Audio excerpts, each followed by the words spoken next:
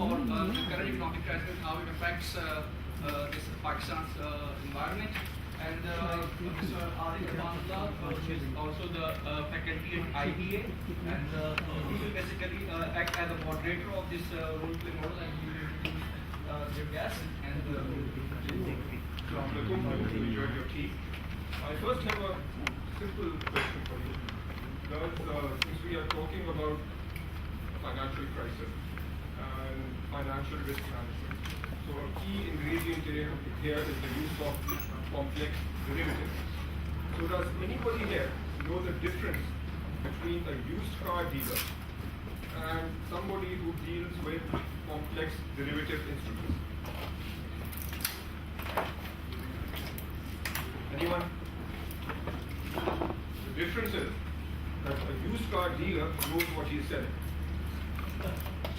I contest that.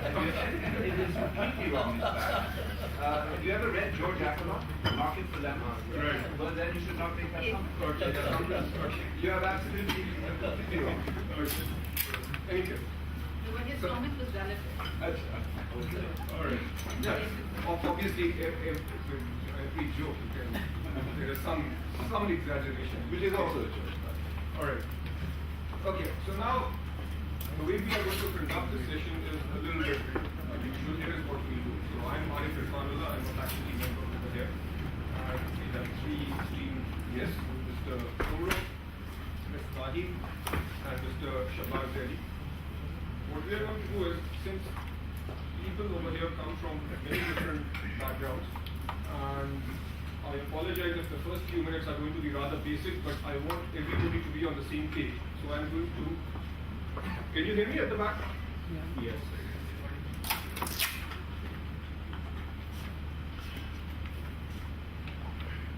Can you hear me better now? Yes. Okay. So what we are going to do is I'm going to first give a basic 10 to 15 minute context on the European crisis, so everybody is roughly on the same page. And then I am going to introduce our three guests as three of the relatively more important players in the European crisis today. Ms. Naheed will take on the role of Angela Merkel.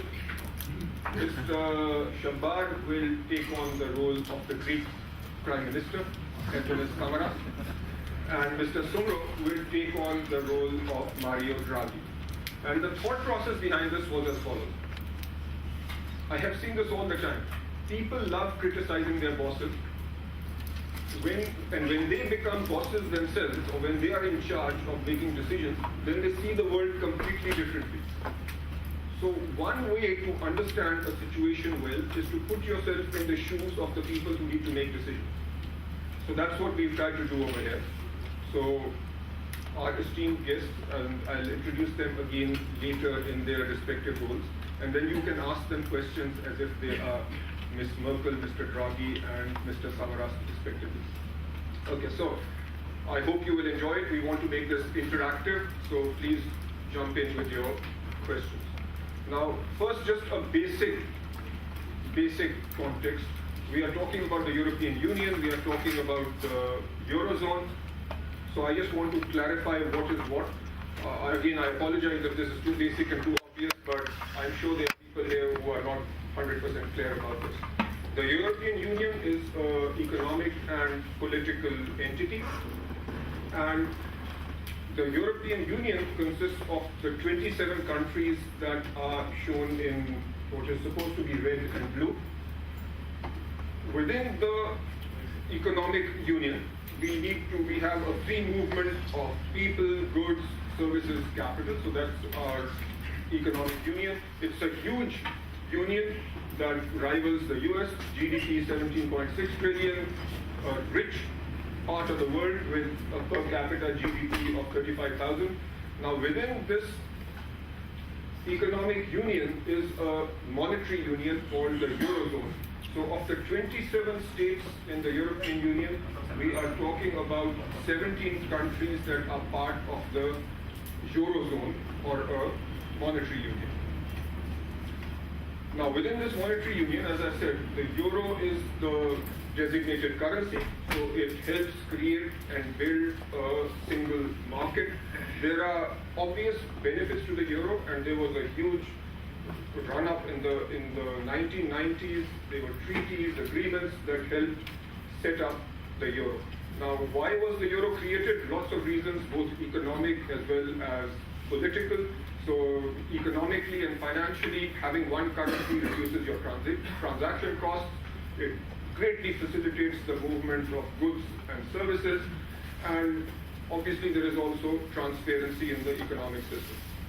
But the euro is much more than a currency. It is also a symbol of political integration. For decades and centuries, leaders of Europe tried to integrate Europe. So Napoleon Bonaparte tried to do it his way. Others tried also. And what has happened over here with leaders of Europe coming together in the 90s and then after that, with the euro, they have actually created something that shows a combined Europe. So it is more than an economic instrument, it is a political symbol. And you need to understand that there are also egos involved. So politicians are human beings with egos, maybe oversized egos. And obviously, these politicians, I'm sure, also feel good about what they have done, about the creation of the euro. So when you look at economic and financial arguments for why the euro should disintegrate or why the euro doesn't make sense, while those arguments might be sound, but you also need to recognize that there is much more than economics in the euro. So important to keep that in mind, and especially for what you are going to see shortly. Now, the euro over the last decade has become the second reserve currency after the dollar, so it's taken on huge importance in the world economy. The European Central Bank is the ECB, that's what manages the euro. The primary mandate is to control prices or price stability. And all EU nations, so I mentioned earlier 27 EU nations, of which currently 17 are in the euro. Now, other than the UK and Denmark, all other countries are mandated to eventually enter the eurozone. When the euro was being set up, so the treaties and the agreements such as the Maastricht Treaty, these treaties, they set up what's called the Convergence Criterion. So these were criteria that needed to be met for a country to enter the eurozone. And obviously there is a lot in here, but I took out what I think are the three most important points. So countries needed to have some level of price stability, so inflation less than 1.5% of the group average. The deficit of a country that was allowed to enter the euro had to be less than 3% of its own GDP, and the national indebtedness less than 60% of a country's GDP. So all well and good, mostly enforced by the fiscally prudent and fiscally conservative Germans. Everybody agreed to this, but as the euro came into being, most countries, Germany included, and in fact if you look at the history after 2000, most countries violated these basic elements. So that's one issue. But in setting this up, at least now this is an opinion, while these items were set up, there was no formal governance put in place. So what if a country reaches these limits? What if this is violated? Then what happens? No mechanism. If a country must exit, what do you do? But actually these treaties said that once in the eurozone you can't get out. Bailouts, not allowed. So anyway, so while there were some good thoughts that went into it, but there were certain key elements that we learned in hindsight were not well defined, largely from a governance perspective. So this is how it was set up. Now, between 2000 and 2008, as the world economy boomed, it did not make much of a difference. The countries in the eurozone, in the EU, in fact, most of the world was doing very well. So the issues that were inherent in the way the euro had been set up, they did not surface. So what I'm going to do now, over the next few minutes, just give one perspective or set things up in terms of why the crisis happened. This is going to be, I'll acknowledge, somewhat simplistic, but my purpose here is more to set up some of the questions so that our panelists can then address them. So, as I mentioned earlier, when the euro was set up, countries with relatively weak economies entered the eurozone. So, countries like Portugal, Greece, Ireland entered the eurozone. When they entered the eurozone, their sovereign debt was treated like the sovereign debt of Germany. Now, if you take a step back and think about it, it doesn't really make sense. The economy of Germany is significantly stronger than the economy of, say, Greece. And yet, investors are willing to lend to both countries at the same rate. Does not make sense, but it happened. One commentator, whose name escapes me right now, mentioned that it's almost like Sicily morphing into Switzerland. Doesn't make sense, but anyway, it happened. So now the relatively weaker countries, called the PIGS, so this is Portugal, Ireland, Italy, Spain, and Greece, so also sometimes referred to as Club Med for Mediterranean. Money started pouring into these countries. Relatively low interest rates, so it was easy for these countries to raise money. Money poured in. As money poured in, obviously debt levels rose. Debt levels rose. All that was well and good while the world economy was doing well. In Spain, even though Spain did a good job of remaining within the 3% of GDP deficit limit, but there were huge property asset bubbles being created. So when the 2008 crisis hit, that's when the trouble started, in the sense that now the relatively weaker countries had a huge problem paying back the loans that they had built up, paying back the debt that they had built up. So that created problems. So that's why this is often referred to as a sovereign debt crisis. But now what I'm going to put forward is that there is more to this than purely debt. So what else happened? When money poured into the southern European countries, or in this case, we are looking at Germany and the three other large economies of Europe. When money poured into countries like France, Italy, and Spain, what did they do with that money? They imported a whole lot more. So as these countries imported, what happened to their trade deficits? Money is flowing in, they are importing, so the trade deficits,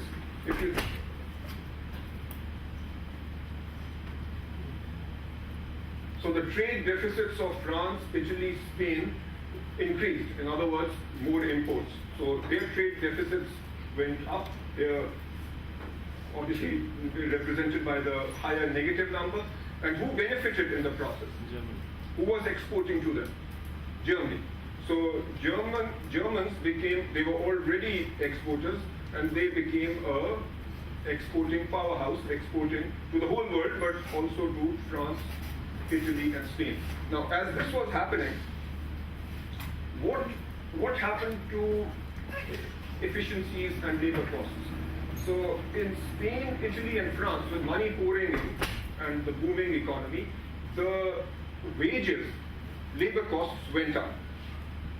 The Spaniards, Italians, French, if you've interacted with them, generally, especially the Spaniards and the Italians, like to have a good time. So money poured in, salaries went up. Germans, however, remained fiscally prudent. Their costs remained the same. So with salaries and wages in Spain, Italy, and France going up, what happened to their relative competitiveness? Went down. They had done nothing on the efficiency side, or relatively speaking, their efficiencies did not go up in proportion to the increase in labor costs. So in this run-up to the crisis, they were becoming economically less efficient. So now, this is the state we are in. Spain, Italy, and France are facing recessions. So what do the economic and political leaders do over here? Do they cut spending? But what's the issue there? These countries already have very high unemployment rates. What happens to unemployment rates when you cut spending? They become even worse. Or do you use monetary policy instruments? Do you go to the European Central Bank or other monetary institutions, the IMF maybe, and ask for money? But that has issues too. And how do you do this in a Eurozone, which is a combination of so many countries? So those are some questions that we will address. And then, let's come to the Greeks. Now, those of us who deal with financial instruments, especially derivatives and risk management, worry about the Greeks in more ways than one. Okay, so when we talk about derivatives, what sort of Greeks do we talk about? The rhos and the deltas and the theta. Now, we also need to worry about the actual Greeks. So what's going on with the Greeks? Economically, they are a relatively small country. If you look at their relative place in the European Union in terms of their contribution to the overall GDP, it is fairly small. But yet, if you look at the press over the last few months, they take on a huge amount of space. Why? I'll just set this up, and then we have the Greek Prime Minister here who can address questions. Greece has a huge structural deficit. Germany, largely through the ECB and now to some extent the IMF, have been bailing them out. But there is still a huge deficit. So the question is, do these monetary authorities keep bailing them out or not? If Greece exits, then what happens? And why is it such a big deal if this little country leaves the euro? Why is it such a big deal? Why does Angela Merkel keep insisting that she wants Greece to remain in the eurozone? Why does Angela Merkel like Greece so much? We will ask her. And there is immense political pressure for Greece to leave. So in Germany, which has essentially been footing a large percentage of the bill, people are, if you look at the German press, there is an outcry. So people are telling Greece to sell their islands, sell some of their, historical assets. So there is uproar because Germans largely are footing the bill. So again, there will be questions for Angela Merkel. There will be questions for Mr. Draghi in terms of how they are going to deal with the situation. So having said that, let us now introduce our esteemed guests. To my left is Mr. Antonis Samaras. He is on a world tour, meeting with leaders of countries where there are huge structural deficits. And Pakistan was number one on his list. Then we have Ms. Angela Merkel, who's on her way to China, and she decided to stop by the IBA campus to share her thoughts with us. And then we have Mr. Mario Draghi, who has been meeting with some of the most renowned central bankers in the world, and he has been doing that here at the IBA campus. So please join me in welcoming these esteemed leaders. Now, I am going to start with Mr. Samaras, and we are going to ask him. So Greece entered the European Union in roughly 2002. So Greece has been part of the Eurozone now for roughly a decade. So I would like to ask you, Mr. Samaras, can you share your thoughts on how this journey has been? How has it been like for you as Greece?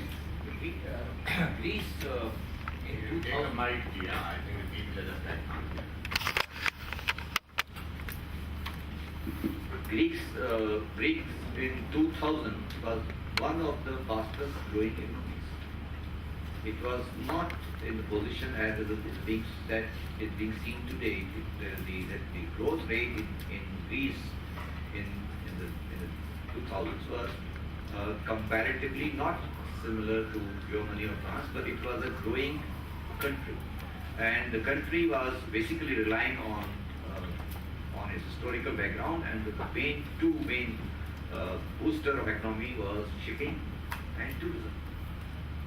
The legal perspective and the historical perspective of this integration, what we call the Eurozone, is the ultimate integration towards a more than what we call monetary union. It is slightly more than that. So it was not an odd partner. I would say it was a relatively relevant partner.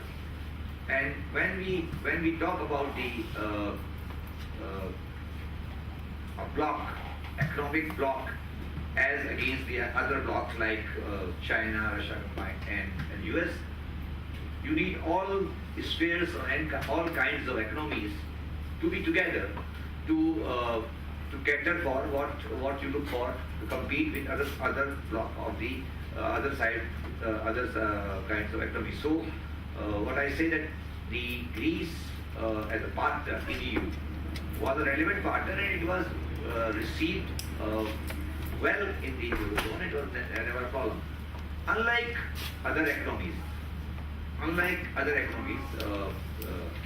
would say unlike USA, the Greece problem has been a fiscal imbalance. There's never been a bank monetary crisis. It was fiscal imbalance which has led to the present position. There has never been a bank. The problem, the fiscal deficit problem is there. Like as it is in Pakistan, there is a problem of the fiscal imbalance which is there, and sovereign debt. And it is a very difficultly manageable debt. The debt is not going to be managed in the manner it has to. It should have been settled. But the present economies of the world are not as isolated as they are thought. But as she will be saying, and generally people feel, that when you will be bailing out Greece, the money will not go to the people of Greece, it will be effectively a bailout to some bankers.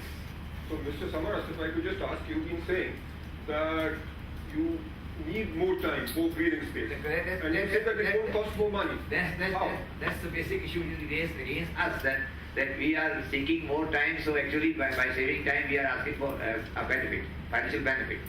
But what my feeling is that the Europeans and the people who have kept on the other side of the table, they should decide that are they helping the Greece people, or are they helping the bankers?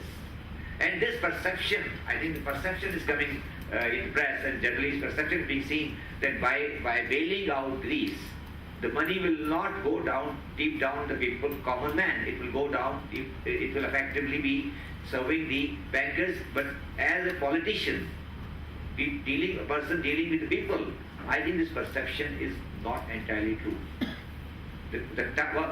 Why the time is being sought? The time is being sought because economy is not economy at all. It is only we have to carry people along, and we have to carry people along. So that the people, the time which you must have seen that we are asking for 11.3 billion austerity cut, but for that we have to carry the leftists and the socialists along with us. If you don't carry them along, then the social uproar and the perception which will go about the Eurozone in the overall market, because this is a virus.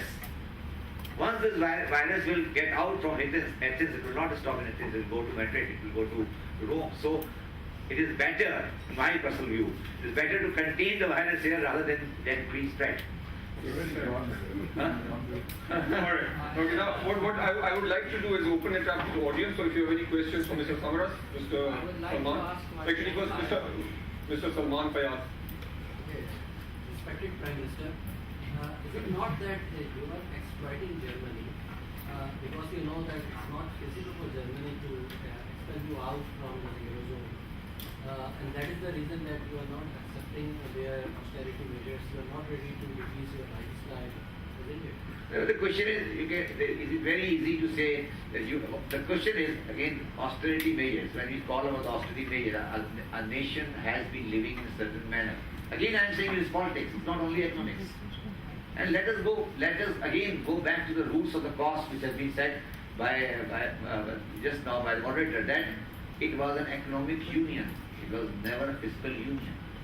The European was never a fiscal union. So there is a blame that yes, we are so there is a game that it's a sort of blackmailing being done against Germany. But the question is that the Greek people have to go for austerity measure. But I think my personal view is that austerity measure is one of the way. The other way is to boost the Greek economy. There are two sides of the coin. But austerity measure is the only solution, or there should be some way to give the growth model or some space to the growth model for the Greek economy. Okay, thank you. Next, Mr. Raza. Honorable Prime Minister, how do you intend, within the Euro, what are some of your key plans to increase Greek competitivity? Exactly that's what I'm saying. With the present debt, the present debt is not serviceable. There has to be cut. That's the reality. Competitivity. No, I'm saying that. Now coming back to the competitive. Again, when I started my discussion, I said that the mechanics and the dynamics, as somebody said, the DNA of the Greece economy is different from the DNA of the German economy. Unfortunately, the way the financial crisis affected the German economy, it has not affected the Greece economy, because the tourism, again I said, tourism and shipping and some other businesses which were the more exportable items for the Greece economy, they have been very badly hit, and they are expected to be more badly hit by the upcoming position in other parts of the world than Germany. So what I'm saying, I agree that the solution is not totally in front of me, but as I said, the solution is a mixture of growth model for Greece versus austerity. Totally austerity will not fly. And this is also my advice to Pakistan. Okay, so gentlemen, in front, can you please introduce yourself first? My name is Shabir. Okay. First of all, my name is Ahmed. I am CEO of Commerce Investments. I would like to know, instead of asking for this bailout package, give discounts to your Greek banks, and why didn't you opt for a typical Pakistani model of a long-term restructuring for those loans and take, I think 50% of that total bailout for the fiscal expansion and the austerity measure now you are taking? Instead of doing that, the bailout package goes and benefit directly to the public and the government and the overall the country, instead of basically providing the benefit for the new institution. Basically what you are doing right now, you are just trying to give them the deep discount so that their losses can be transferred to the overall, the Eurozone system, the Eurozone economic system. And this will this will ultimately generate. What is economics? Economics is basically... What's the question? The question is that the austerity measures you are taking and will create an ethnic chaos in the whole European region. It will lead, because economy is the basic term which comes from sociology. Agreed. You are now advocating what now you should say this to Angela Merkel. That's what I am saying. Exactly what I am saying. Yes. The austerity measure has a limit. Within 6 months, austerity measure has a limit. Yes, exactly. I totally agree with you. The ethnic chaos will be started from Greece and will cover the whole Eurozone. I totally agree. What I to answer Okay, now let's take a break. Mr. Sadeq, you have a comment? No. I just wanted him to focus on asking the question. Yeah, exactly. In the speech, Right. your question, if you take it question, yes, I totally agree with you. Austerity measure only. I say only austerity measure is not the answer. Okay, we have one more question for Mr. Samaras, then we'll move on to Ms. Tahira. My question is actually when Greek was chosen as partner of the Eurozone. Yes. At that particular point in time, all the other countries, especially Germany, must have done certain homework to make sure what is going to be the contribution to the Eurozone by these countries which are participating.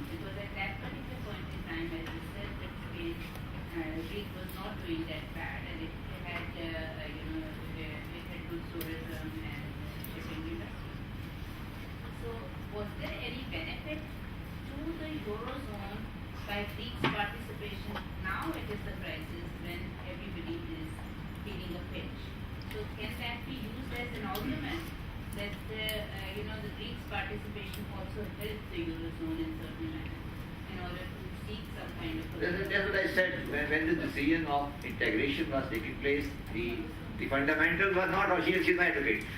So she's my advocate. But what I am trying to say that if you look at the overall context of the Eurozone, we have learned many lessons over this thing. But in overall context, as I was asking the other side of the table, if they take me out, do they have that option? All right. On that note, we now need to switch to Ms. Merkel, and I'll just quickly set the context. So, Ms. Merkel. Madam. Okay, Chancellor. Okay, so Chancellor Merkel.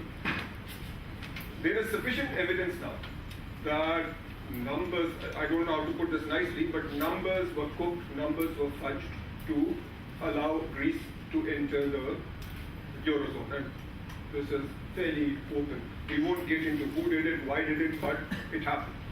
And then, while things were good till 2008, now we are seeing huge structural deficit issues, which your country has been funding. You are facing immense political pressure to let the Greeks handle their own problems. And yet, despite all these pressures, you are one of the strongest advocates for keeping Greece within the Eurozone. Why? Okay, so you said 2008 and now we're in 2012. Right. So the last 4 years the Greece economy has been going down. And the whole of Europe has been sort of paying a price for that. But I'm not going to sort of voice an opinion as of today whether we want Greece in or we want Greece out. Primarily because I run a coalition government which is conservative and socialist, but the trends are changing in Europe. We've got what's happening in France. Nationalist spirits are rising, so I'm careful. And so I don't know what we really want Greece to do, and whether we want Greece in or we want Greece out. So that's one thing. But I do want to address this a bit differently. What's wrong with Greece going out? And can I ask the Greece Prime Minister this question? Absolutely. Yeah. Okay. You have been right here. No, question is, this is, I would say, it is a transition towards a greater integration. No, but we started with the monetary integration. Now the things have told us that we need a financial and fiscal solution also. Correct. We have learned a lesson that there was a monetary integration and it has not worked. Nowadays, the government, fiscal and the banking system are not so isolated as we think.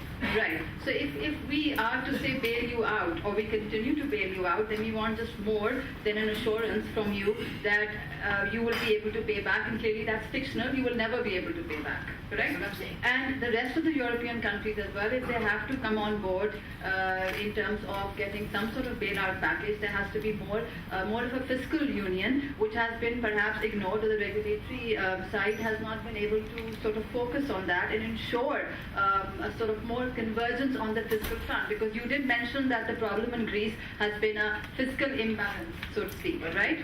So how do you achieve that? But let me say, in the public finance, a write-off is not a write-off as is a accountant thing. Yes. It has got social, and these are, No. when we talk totally in a commercial term, the write-off has got a different meaning. Sure. When we talk public finance, the write-off may have a different connotation. No, I agree, and there is another effect. It should not be seen as a totally as a write-off by some commercial banker. The things have to be seen in a broader perspective of what does the write-off actually lead to, and what is the effect of not write-off. Yeah. No, but I'm just trying to sort of address the question that Arif asked me as to whether we want Greece to be in the Eurozone or we don't. Right. So just going back to that, I asked you this question from your perspective, that how would it, and Salim Saab asked you the same question. I hate to put you in the spotlight, but how would you actually become competitive? Let me admit, we will not be able to serve the debt totally. That may happen. No, you won't. Forget that. But how would you rise again Now, if one is to ask you that The question? second question is that again, one option is the austerity, other is to look for some growth model, and to ask the Greek society to gradually, I said not in one day, accept certain realities, but it will not be accepted. As you have rightly said, you have got coalition government, so you have to. These things cannot be accepted in 1 week or 1 day. Yeah. Before this crisis has taken this position in the last 6 months. Otherwise, before that, it must be considered to be a problem which can be solved. Now things are being said as if it is being put. But again, my argument is that monetary integration of the European zone was the first part. Correct. We have learned a lesson that we need fiscal integration and some manner to do it and But for the fiscal integration, in 2005 there was a referendum on the European Constitution which was actually thrown out of the window because most of the countries did not agree with that. So how do you actually conceive of a fiscal integration or more sort of a fiscal union? So Chancellor, let me ask you a question. Right. Now, if, let's say you and let's say the European Central Bank and the IMF do give Greece some breathing space, right, and a year and a half later, the writing is in the wall that the structural deficit issues remain, productivity issues remain, and I suspect that is probably what will happen. What will you do as the almost de facto leader of the European Union? What would you do? But we are under a lot of pressure not to even give out a single more euro. Exactly. Right? Not a single more euro comes from us now. And the thing is that, I mean, there is a lot of uproar in, like France is taking very different measures. You see what's happening in Finland. Countries in Northern Europe is basically revolting. And I mean, at the cost of sounding very prejudiced, Germans don't call Greeks Europeans. I mean, Greeks cannot be Germans, pretty much, right? So if there are those differences that exist, then how do you actually move forward? And then how do you actually get these people to pay you back, which they can't pay? They can't pay you back. My question once again is, fundamentally, how do you actually rise? How will you become competitive? Why do you want to have this currency? I ask you that straight up. Why? I think, I think that question has been asked, but maybe it's not being answered to your satisfaction, but one second. I want someone to answer. Okay, no, 1 second. So let's also open this up to the audience. So any questions for the Chancellor? Chancellor, Don't ask me on my China trip. I don't know much about that. Chancellor, since we are discussing the case of Greece, let's start with the case of Germany. You started. नहीं वो मुझे instruction किया था, I must stand up. ऊंचा बोले. नहीं, I can talk much louder. In front of Prime Minister. You started with East Germany and West Germany. Yes. Then you became integrated Germany. There were two different systems, but formally you came under one umbrella, and mashallah, you are doing very well.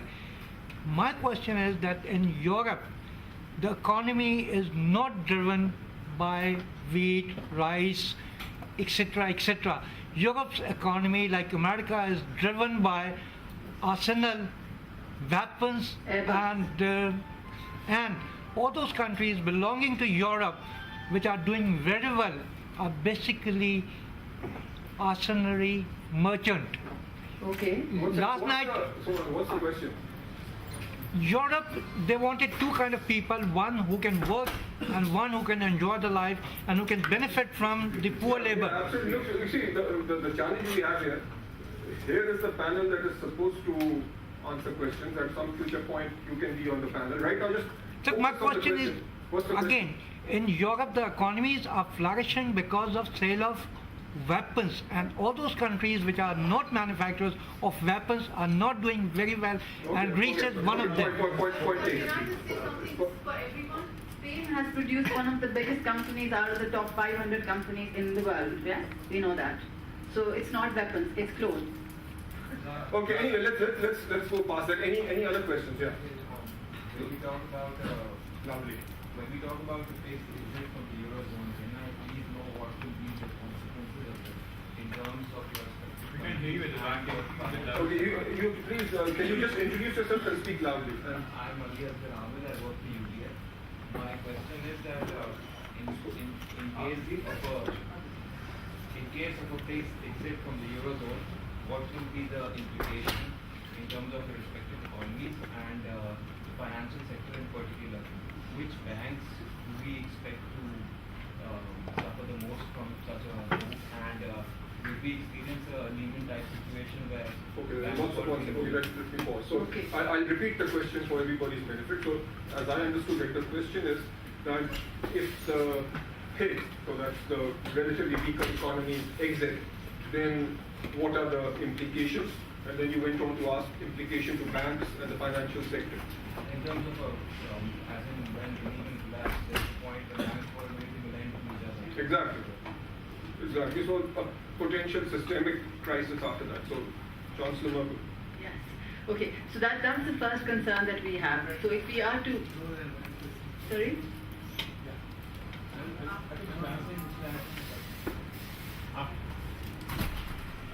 Alright. So one of the first sort of issues that could say be presented in favor of holding on to Greece is that there would be a domino effect. So if we let Greece go, then the other, I hate the PIGS acronym by the way, I don't know why I used it, but anyway, so then we'd have this whole domino effect and there would be a loss and a loss of faith, which is, you can already see that, and there would be a loss in these periphery countries by the lenders, etc. There would be bank runs, etc., etc., and all these other countries may also actually slip out, which is then putting the whole Eurozone in jeopardy. What's the great idea about the Euro? Germany, by the way, our friend there spoke about how Germany benefited. Well, Germany paid a price for the reunification, but then benefited the most from the whole the euro. In fact, it's been the only country which has run a consistent balance of payment surplus. The euro has been very good for Germany, and in fact, even today, if they are to sort of walk out, the problem is that their competitiveness will be hit. Anyways, so they do want the euro from that perspective. If it is meant to actually just keep their competitiveness going, and this is exactly, I think Greece should also look at it like this. But anyway, so that's one thing. There would be a domino effect, and the whole eurozone would be in jeopardy, and that's perhaps one of the main reasons why. If Germany is to hold a conservative view and sits back and watches it all pan out, it's primarily because of this. And then obviously there is this whole idea of some form of fiscal integration, fiscal unity, the regulators coming in, doing their bit, etc., etc., and if that is conceivable, that may also be a way out, if possible. You can't have a monetary union without some sort of fiscal union or some sort of holding on to a complete fiscal abandonment, so to speak, that we have seen in this case. एक second, दूसरा आपका सवाल था वो मैंने, I think, can I ask Zubyr Soomro to take that? Actually, it will be It will be in the comments which is coming up very shortly. Any other, Mr. You want to hear Greece's point of view again? The Eurozone is to include the inclusion of more stronger economies. Right? For example, Turkey's performance has been marvelous for the recent past. So, why the Eurozone is so much against inclusion of Turkey? Not enough laptops coming their way. I don't know. Turkey. Okay. Do you want to take that? Why Europe is the Eurozone is against or resisting the entry of Turkey? That is a much wider question, and it's not an economic one. It's partly economic. Large Turkish population that will affect much of Europe in terms of the competitiveness. Certainly, Turkish labor costs are typically lower. But I think it's a much wider political question. So I would, yes. Can you tell me? Okay, I thought you were going to ask the Turkey question. He knows Turkey extremely Yes, well. sir. I'm going to. So you may want to speak on it. Okay. There's been no fiscal union. Is that enough, you think? Or you think some of these countries will go into fiscal union, but everyone knows, since you're 27% of the backup of the ECB and the SLS, you're going to be calling the shots. Right. So my question is, do you think the periphery, pigs, chips, whatever we call them, will genuinely, they want a euro, they don't want to pay Spanish pricing, Right. when they can get 2.5% through ESSS pricing. But you're saying, I'll only allow that, I'll only support that, if we have the fiscal policy. Correct. Say they call you, Right. and they say, all right, fiscal union. Are you truly prepared for that? Because your costs don't go away. No, they don't. But I think that most of these countries, a lot of these countries will not pass the Euro test. And here's the question now. We need to have a very stringent test put in place. And if they do, for example, fall in line, then what sort of measures are we talking about? And what sort of differences can actually be sort of reconciled? Because the differences are very, very severe. I mean, Greece has major problems, and how do you sort of bring Greece on the same page as the sort of the Northern European stronger countries? I mean, the way I see this is that if we are to have, I mean, this is my opinion. I mean, if we were to have a Europe, then it would probably be some countries which remain solidly more together, within which there would be a fiscal union conceivable, the kind of fiscal union that we are perhaps talking about, and all these other peripheral countries which do not pass this Euro test, which have already failed and they have been bailed out. I mean, I personally don't see a way out for these countries, only because I don't see the correct fundamentals. I mean, you may disagree, but I don't see it. I mean, I don't see it here at all. How would they come up? So if there is a fiscal union, I think there could only be within a certain group of countries and not within the entire 27 set of countries that we are looking at. Okay, thank you. So let's move on to Mr. Mario Draghi now. So Mr. Draghi, I think it was no fair actually. so since taking office less than a year ago, you have made trillions of dollars worth of loans, mostly to Spain and Italy, to Greece also. How do you justify it? Let me step back in my you know, in the introduction, you had kindly mentioned that I was just coming from a meeting with 15 central bankers, ex-central bankers, very distinguished ones. That, you know, one point that immediately stands out is that for those central bankers, they were dealing with managing one economy, one monetary system. Here we are dealing with 27 different economies in the EU, with 17 within the Eurozone itself. And the responsibilities essentially are divided. You know, we handle the monetary policy, the monetary management, and you know, our primary aim is price stability. But the health of the banking system, you know, each central bank has a role to play in that. Now, we cannot divorce ourselves from that because the two are inextricably linked. But there is, you know, there is this issue of trying to get this whole entity, this very complex entity together. And I gave the example of the central bankers just to start this off.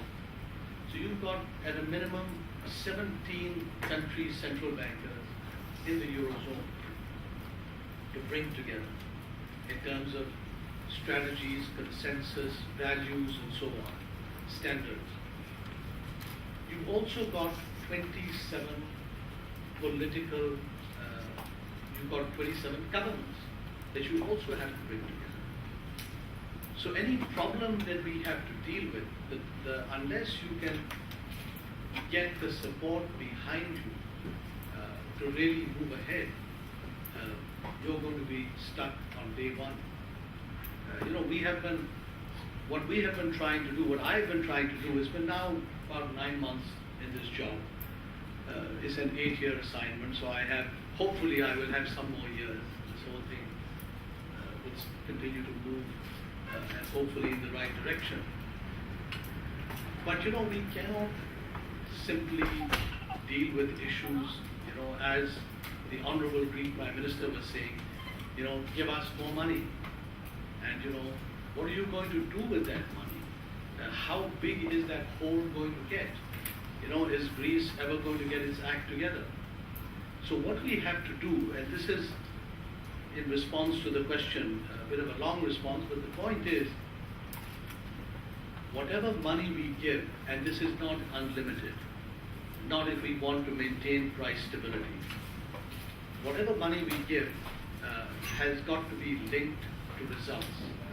It's got to be a structure whereby we can agree on directions and milestones, and that the more money we give, each time we are asked to give some money, we have to see progress against those milestones.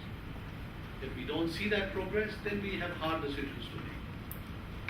I would not at this stage, advise certainly the people that I work with, that we should rule out any options. We have a problem of 5 countries out of 17, serious problems in 5 countries. There are some others with problems as well. And it's 5 out of 17, but that can spread. We cannot indefinitely be held hostage because we will not have the means to keep funding increasing deficits. Those deficits have to start coming down. Now again, when I talk about deficits, the issues actually are also not the same in each of these countries. In some, it is more of a banking crisis. It's more private sector driven. For example, Spain. For example, Ireland. In Greece, it really has been a crisis of the state.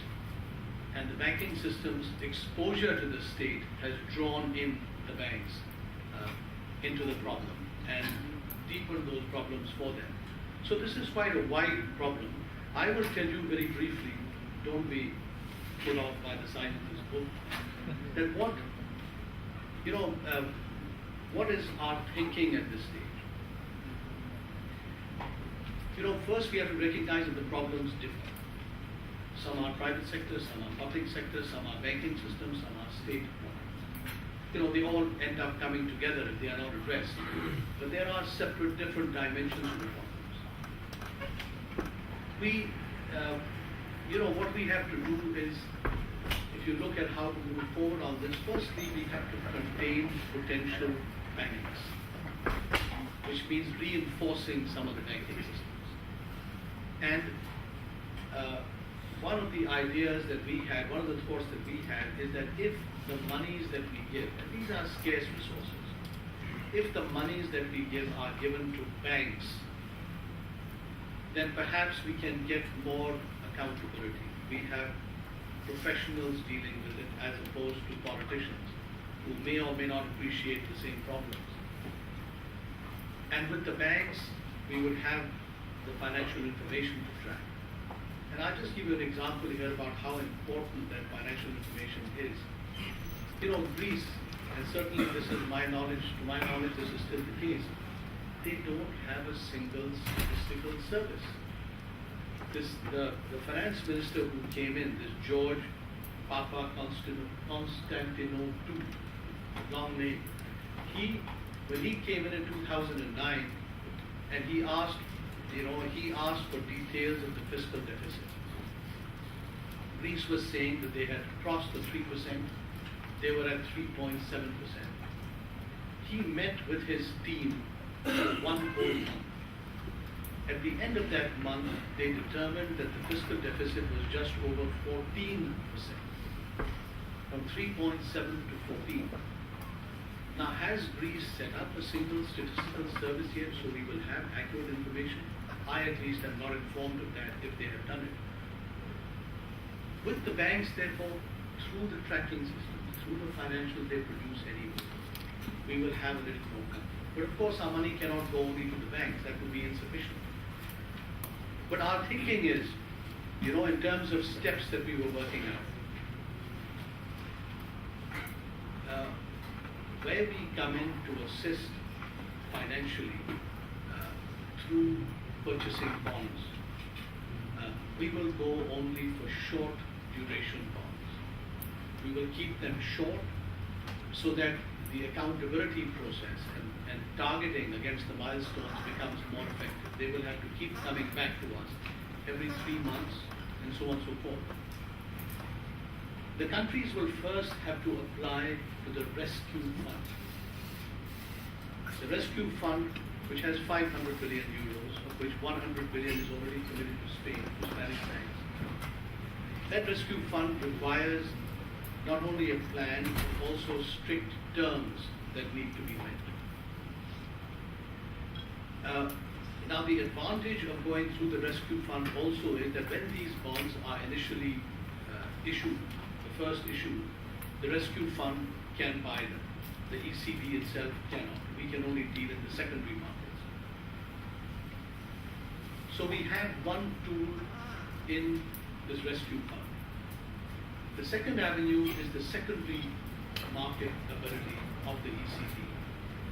That where the resources of this fund are stretched or used up, we can step into the secondary markets as required.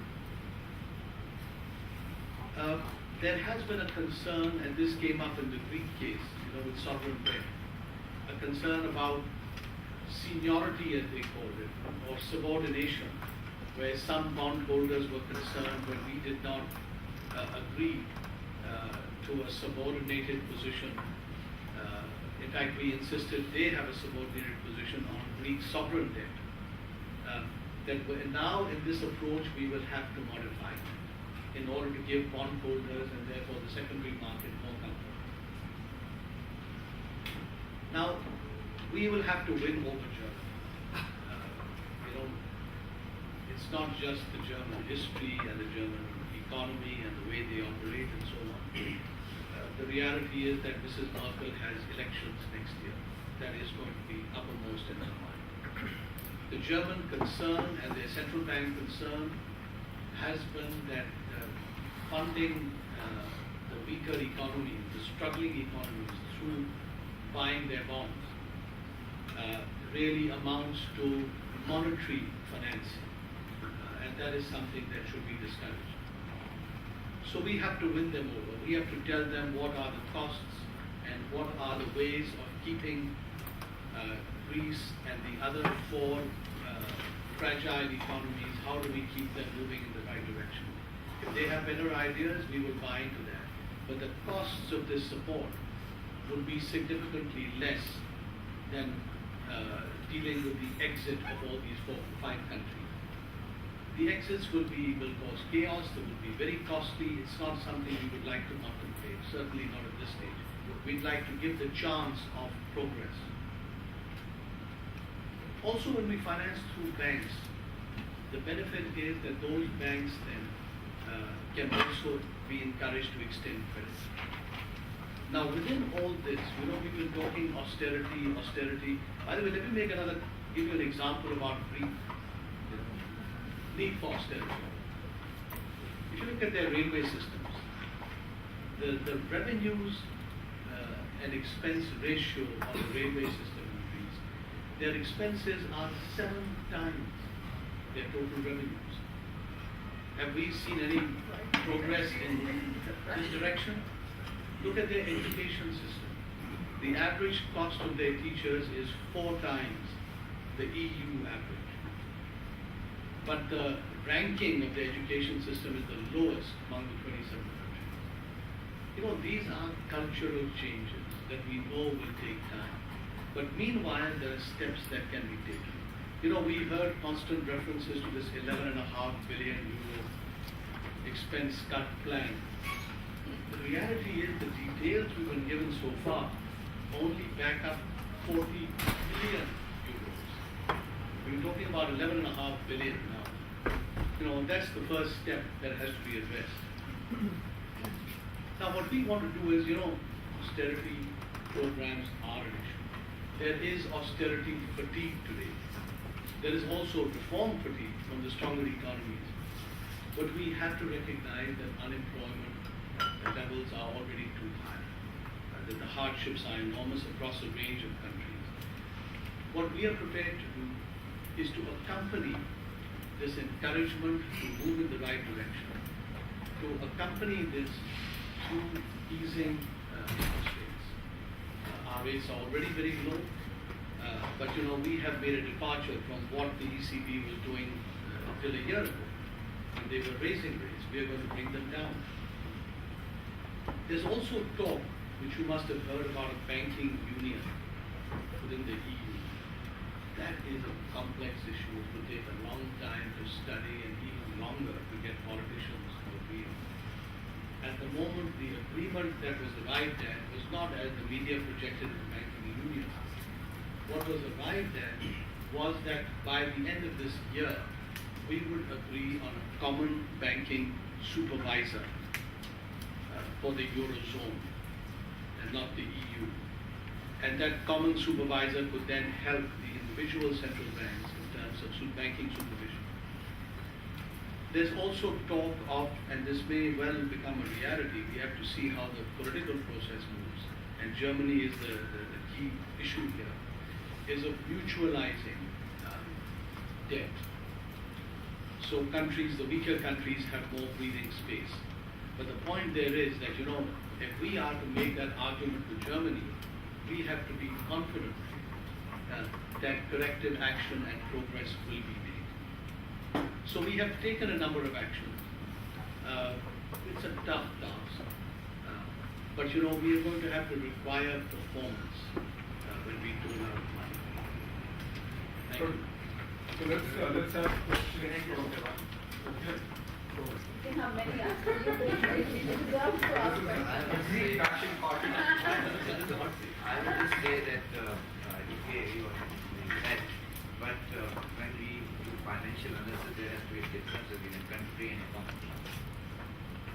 A country is not a company. There are different dynamics between a company and a country, and it's been seen that the criteria of evaluating the debts to a company may not be entirely based on a country because it has got different dynamic and political basis.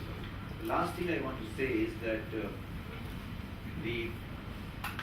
whenever there is, I would say, a default or there is a problem, we were talking just before we started about this financial derivatives. At the moment, we were very comfortable. Other than being, I'm basically an accountant, and this accounting standard came for this derivatives. One of the comment of the chairman of the International Accounting Standard Board was, one thing I never understood was this accounting for the derivatives. So we don't know where the actual responsibility lies. At the moment, we are very comfortable. So this responsibility lies with my government. When all these books will be reviewed and it will be so, at today we are all saying that the liability, responsibility and the debt effectively lies with me. When these will be undone, so what do we need to do for that? So I'm saying it has got an effect which it will be seen. So my conclusion will be that it should not be seen as an end. It's a hurdle and a transition.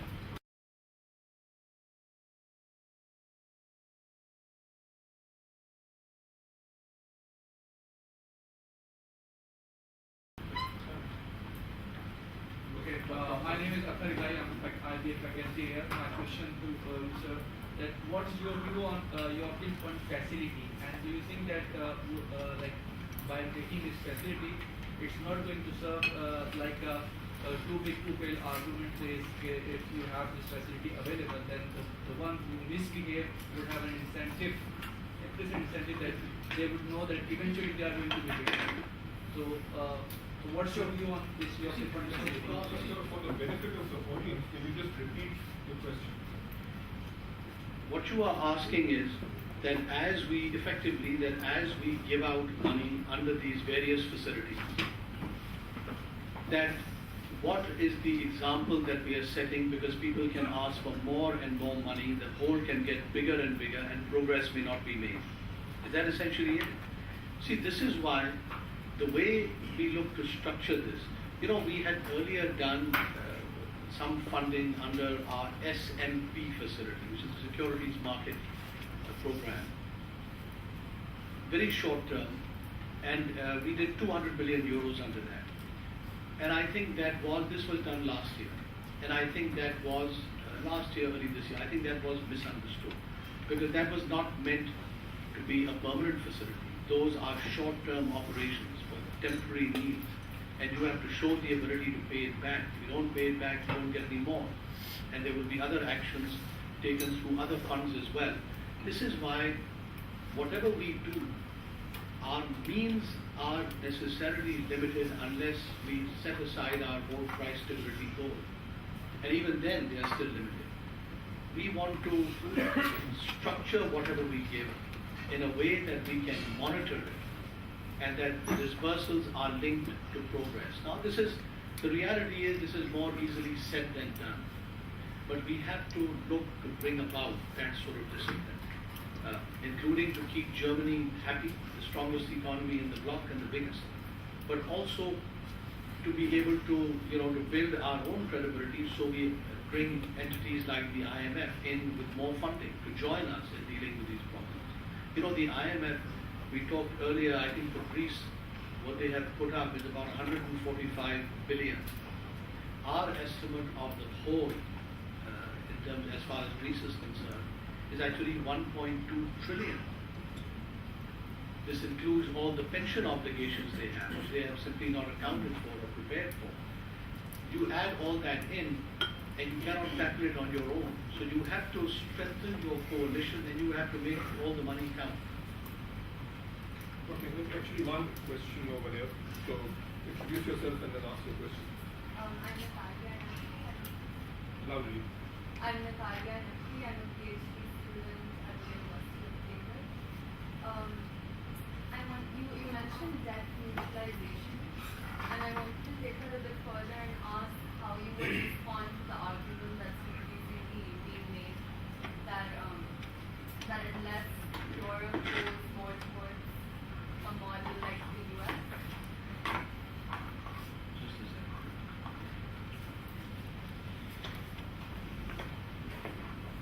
Sorry, you're talking about the US model in what way, in what context? In the context of the individual European countries being more like the US states and the ECB taking on more a role like the Fed and bailing them out as and when is needed. Because if you accept that periodic financial crisis is an inherent feature of a free market capitalist system, and you accept that fiscal or monetary or whatever other kinds of bailouts are the correct response to periodic financial crisis, how can you have a situation where none of your countries have monetary sovereignty and they're not able to bail themselves out? So in my mind, the only solution to that would be for the central bank, which is the ECB, if they want to have a continued monetary union, to bail them out as and when it's needed. And in terms of Germany, how would you respond to the criticisms? I mean, instead of talking in lazy stereotypes like hard-working Germany. Let's take one question at a time. So that first question is a very good one. Let's take that first. You see, for the ECB to have the sort of powers and the sweeping coverage that you were talking about, that the Fed would have as one, covering the whole of the US, that will have to come from the politicians. We will have to have the political support and the constitutional changes to give us that authority. But meanwhile, what we have is a situation with 27 very unequal players, and dealing with that with limited resources. Of course, my task would be much easier if we had those powers. There would still be issues of how to get the resources to deal with it, but that would be, at least the political support and the need to get support for almost every step we take. That would not be there. So we're going to have to manage with a much tougher situation, I think, until and unless the EU moves to that level. But do you think that's the ultimate solution, or how can you have a monetary union without a fiscal union? Well, yeah, it's tough to have one without the other. But whether you will have countries with 27 such radically different cultures actually taking that very big step, I don't know. And if we are successful in dealing with the problems of today, with the 5 problematic countries, then people will say even more that the present system works. Why do you want to go for one which is much more centralized? And the centralizing, again, the centralization as it's structured today with Germany having 27%, there will be the push to make it closer and closer to the German model. And, I'm not sure that the other 26 countries would be able to live with that. So that's a tough political question. So, Mr. Draghi, one of the points that Mr. Sadeq made earlier was that financial crises are bound to happen. And one of the things that we need to do is learn from them and try not to make the same mistakes again. So, as a central banker, what have we learned over the last few years? What are the top 3 lessons or the top 2 lessons? Well, I'll tell you, I think there is one very, very key lesson. And by the way, let me quote the Pakistan example here. How have we, in spite of our weak economy, how have we come out of this global financial crisis, still standing up? There are issues in the banking system, but our system is still profitable. It's still functioning. It's still, relatively stable. There's the big issue of government debt, getting totally out of whack. But the fact is that the impact of the global financial crisis, we have been shielded from that. And I'm sure Salim will have very strong views on this, but the 2 things that I would see is, one is that our regulatory structure framework, which limited our involvement in derivatives, actually helped us enormously in this situation. The second thing was the state bank rule of banks not being able to lend clean. That whenever we give loans, you have over 5 lakhs, you have to have security. This also, this affects your ability to leverage, and it determines the quality of your portfolio in a much tighter way than other systems allow. It can be misused and so on. So I think, in that sense, the level of deregulation, normally we always say deregulate, free markets will take care of things. I think we have learned that there is some merit to a level of regulation. Now, what the appropriate level is will vary country to country. But, I would just, in terms of if one looks at suggestions of what central banks, what systems should be focusing on now, it's corporate governance. It is the standards we look for from our management, from the senior management of banks, the level of expertise, their strategies, how they operate, and then it's the quality of oversight, independent, effective. If you have these 2 levels, you are making some progress. Then maybe you can spot the problems ahead, maybe you can avoid the systemic sort of issues that we have been dealing with. Mr. Salim, may I, as a member of the European House, may I point out that we have a situation here where Mr. Draghi is also offering courses on corporate governance through his own private domain. Except there might be some conflict of interest there.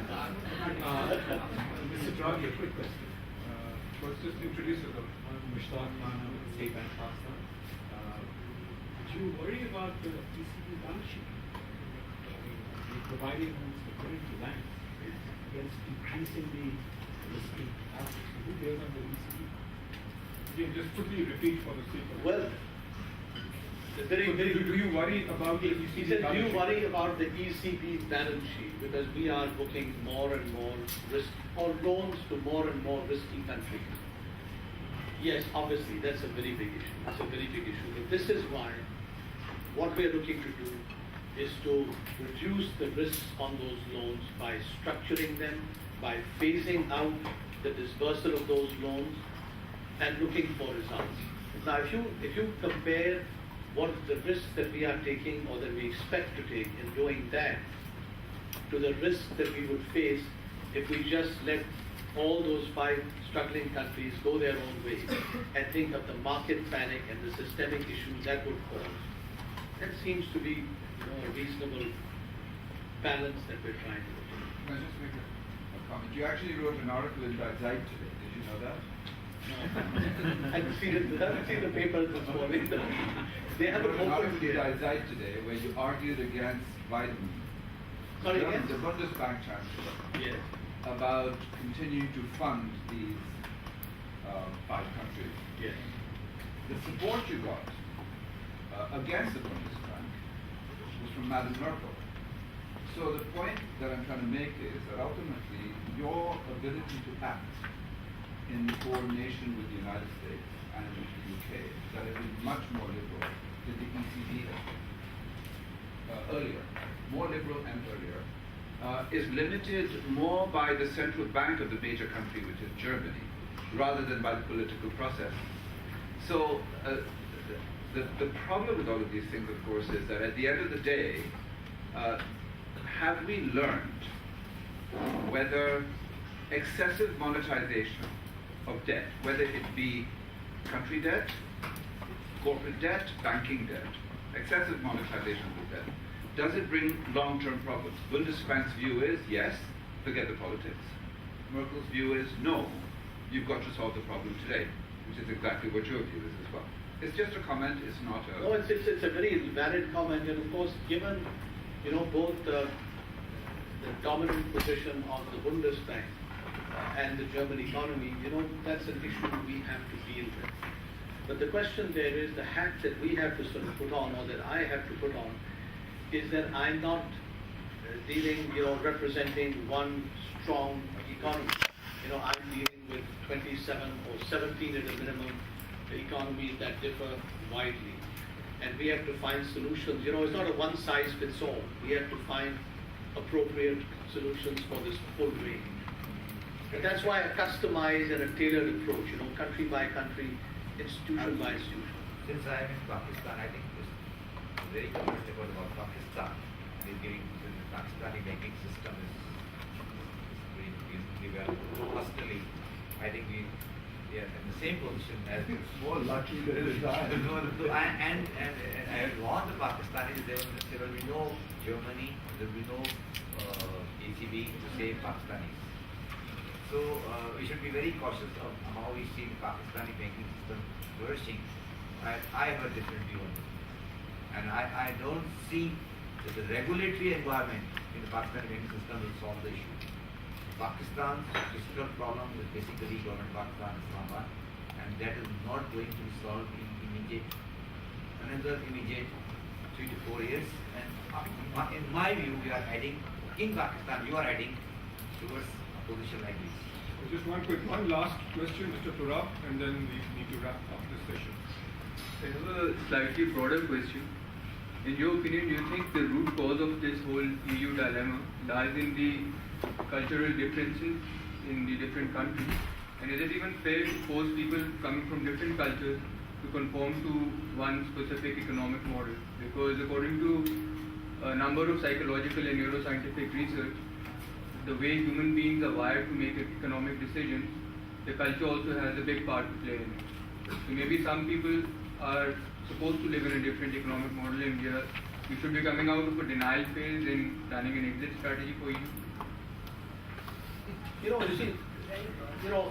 This is really, sort of a philosophical question in the sense, if you just look at Pakistan itself, the cultural differences, between Pathans, Sindhi, Muhajirs, Punjabis, Balochi, you can take these down to very low levels, or you can take them to high levels, but cultural differences will exist. They'll be city to city, they'll be within city, IBA versus IOBM, there'll be, the question is, it's a big issue, yes, the cultural differences, but I think it was seen that there were enough commonalities within this group of countries to try and leverage their collective strength, and the market becoming one. What was not done, and I think this was mentioned by the moderator, by Arif right up front, was that there was no mechanism to monitor progress against the goals and objectives that were set. If you have this 10 years of global economic growth and ups and downs of the last few years, and you have not monitored where each individual country is going in any meaningful way, and not surfaced it as problems to be addressed before they become, enormous problems. I think the question that raises in my mind is that, there was this great concept that was brought about, and to give Europe collectively power to be able to deal with the US and other global entities. That, to make that work, you have to have mechanisms for implementation and follow through, which we just ignore. We need to wrap this up now. So, Mr. Sadeq, you want to make your Yeah, it's almost a wrap-up, but just to deal with your neuroscientific issue, I'll give you a slightly simpler solution. During the setup of the EU and the EC, I lived and worked in London in banking, and so did Salim and others. One of the things that was missing right from the get-go, other than fiscal union, was the assumption that labor mobility did not matter. They were trying to build a system which mimicked the United States. Even if you look at the flag of the EU, it looks horribly like the United States with stars and stripes. And they thought that labor mobility, which is a characteristic of the United States, single language, single law, was not necessary because capital would flow where labor would not. Just imagine a guy in Arkansas, which has a problem economically. He can always move to Massachusetts if Massachusetts is doing well and probably integrate pretty well. Now imagine the guy from Milan moving to Munich. It's not so easy. The answer always was, and I used to bring this up in my trading meetings, the answer always was that don't worry about people moving, capital will move. How did they encourage capital to move? And this is a slide I showed in the last lecture I gave here in February, which was on the computer, and I might sort of bring it up at the end of the session today, where the borrowing costs, as were identical for the good credits and the bad credits all the way through, believe it or not. Are you sitting down? September 2008. They did not spread out until after September 2008. So capital indeed flowed where people didn't move.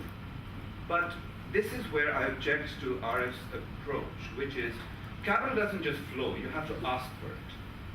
And if Greece asks to borrow money, अगर आप घर बैठे हैं, अगर आप मैंने आके कह दिया कि भाई देखिए आप सबसे बेस्ट बैंक की रेट पे borrow कर सकते हैं. In other words, banks borrow at zero. That's just about. आपको मैं zero पे borrowing करने दूँगा. आप क्या करेंगे? Would you sit there and not do anything? You'll borrow like hell. Well, it wasn't that just capital flowed into Greece and into Spain and into Ireland. They were allowed to borrow at rates where they would be stupid not to borrow. So they borrowed like hell. Who benefited? Madam Merkel benefited hugely. The problem with that benefit was that it was spread across an entire spectrum of people. The benefit accrued to the individuals within Germany. GDP grew dramatically as a result of the euro, as a result of the reduction in volatility of currencies. And that benefit accrued slowly and marginally. And therefore they don't recognize how much money they made individually in Germany from the introduction of the euro and from the introduction of all these relatively poor countries who borrowed like hell in order to buy product produced by Germany. So now when the politician goes back to the individuals and says, look, time to give back, my friends. You've made a heck of a lot of money over the last 10 years. They say, what money? They don't know. It's the same thing when there's going to be a crisis between China and the United States and create a third tier. And that is how you get a competitive devaluation. You have to get a competitive devaluation in order for Greece, Spain, how do you get the competition back? The only way is either you reduce labor prices dramatically. These people, people in teaching schools earning 4 times or whatever. What really is the case is that the labor in these poorer countries is way overpaid. Way, way overpaid. So you either reduce labor prices dramatically, the prices of goods and services dramatically, or you have a devaluation. And the only way you can have a devaluation is for these countries to go out of the Eurozone, have their own new currency, and that currency to be at a significantly cheaper rate than the euro. That's the solution. Which is the more painful? That's for the politicians to answer, not for the bankers. Thank you. Thank you very much. Very interesting session. So now, Salim sir. Thank you very much. I think we have to look here. Yeah, I'm looking. Yes, okay, sir. Okay. Zubyr sir, please.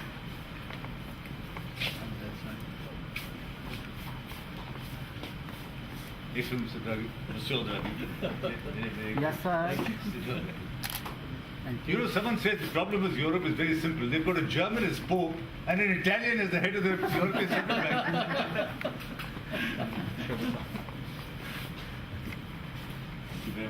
Mr. Draghi is an excellent Pakistani accountant. I can refer you to. Who can help out with Greece in particular. You were talking about the centralist system. Yes. The point has to be made about the casting today. I think the casting was Brilliant. Oscar-winning. After this lunch, I think it's very difficult now to keep the audience alive. But I'll have like Dr. Mushtaq from the State Bank, and I'll bring